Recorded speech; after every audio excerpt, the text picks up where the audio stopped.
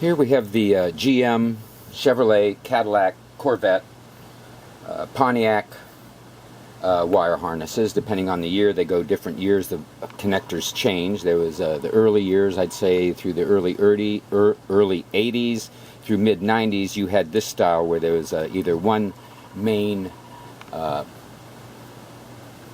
gray connector that goes into the back of the stereo. This can be an all-in-one piece connector, or it can be a connector that is in three pieces, usually the black, white, and blue connectors, along with a second two-wire connector. Again, the aftermarket wire harness gives you the universal colors, and these are all keyed, so they only go into this wire harness one way. So they fit one way. Or if you had the single gray plug, this one still fits as well. And this will again give you your universal colors to plug in the aftermarket stereo.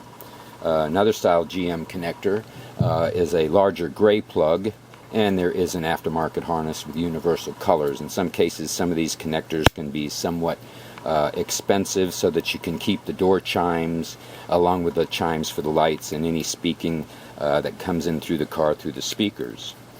This is more the newer style.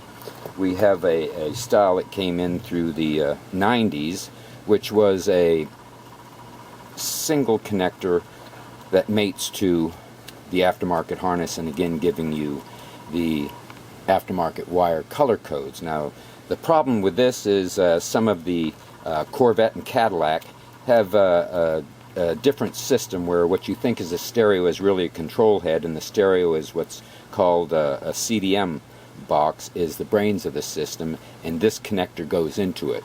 So when you pull a factory stereo out of the dash, you're going to end up with two black connectors that do not match at all to this aftermarket wire harness you need for putting in your stereo. So you're going to have to locate the CDM box, because this, along with the antenna, which is the mini antenna, will fit to the CDM box, and you might have to lengthen these wires from the trunk or behind the glove box or behind the pocket or up under the dash over to the dash in order to install your aftermarket stereo.